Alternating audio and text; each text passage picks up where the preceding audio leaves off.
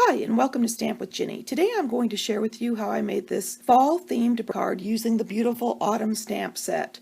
This card uses our fall colors that we're seeing outside right now, the beautiful pops of red and gold on the hillsides. So let me set this aside and I'll show you how I got started.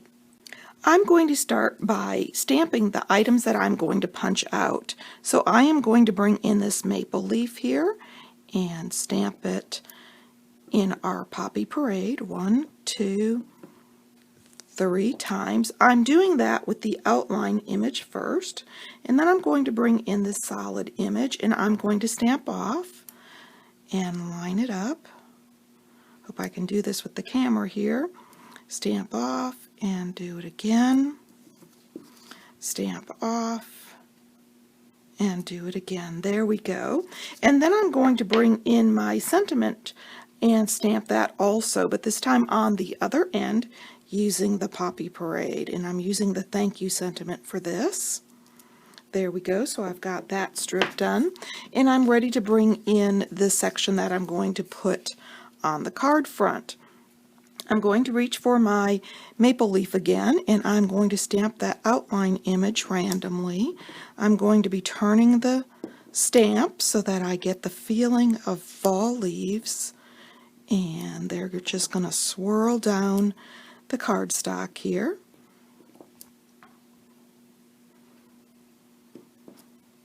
Until I'm happy. Let's see, I'll turn this one to the other side. There we go. And then I'm going to bring in my bumblebee, and I'm going to use this stamp that has a grouping of leaves. They remind me of the small leaves that are fluttering to the ground right now, and they happen to be golden, so I'm using the bumblebee. And I'm also going to twist this as I go down and fit it in between those leaves that I've already stamped. I'm done with the bumblebee now, and so I'm going to bring in my punch, and I'm going to punch out these 3 maple leaves.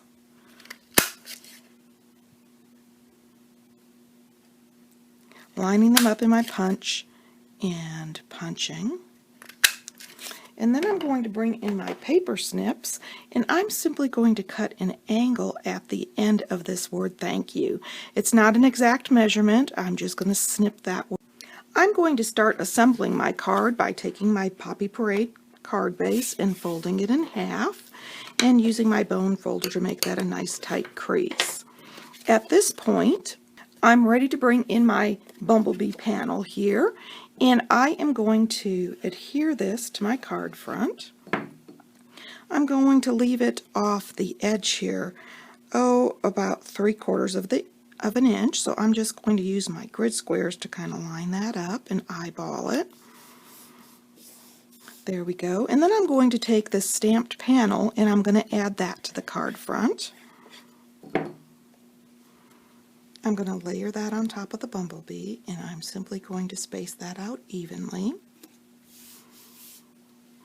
Okay, and at this point I am going to be working with my ribbon and my sentiment. Now I want to take my sentiment and I want to kind of eyeball it so that I get the images that I want where I want them.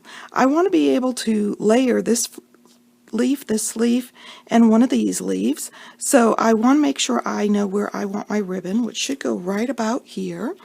And I am going to take some of our Stampin' Seal and I am going to run a strip down the center here. The sentiment will cover that, so that's not a problem, but I want to be able to tack this 12-inch piece of ribbon. So I'm going to layer that down here, and I'm doing it at an angle, and I'm going to fold it over.